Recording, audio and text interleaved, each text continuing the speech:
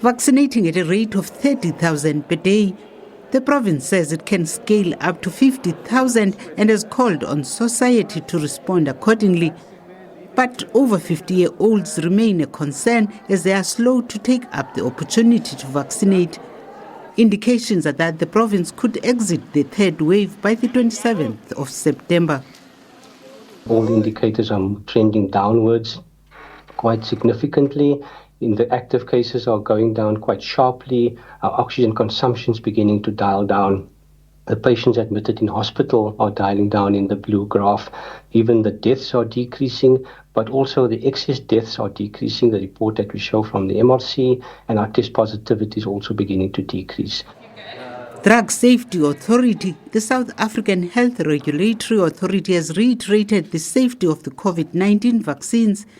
It has dispelled the rumored notion of deaths as a result of vaccines. It says of the 40 fatalities reported to have been linked to the vaccines, 36 were found to be coincidental. Investigations are continuing on the 6 other cases.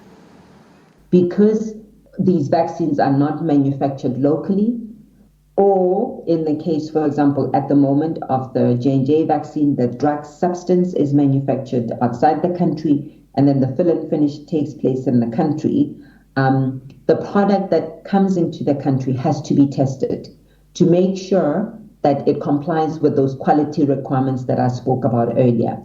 So through our South African National Control Release Lab, they take samples from the batches that have come in and they do all these tests. And this is a lab that is accredited by the WHO. SABC says vaccinating is the right thing to do. Some of you will remember being vaccinated as children, and many of you who've got children will have taken your children for vaccination with utter confidence that this is the right thing to do to protect your child. So in the African region, we've reduced mortality in children through vaccination by millions and continue to do so as we roll out more and more vaccines. Over 15.5 million vaccine doses have been administered so far throughout the country. Only about 16% of the population is fully vaccinated, a long way to high vaccination levels needed to reach herd immunity.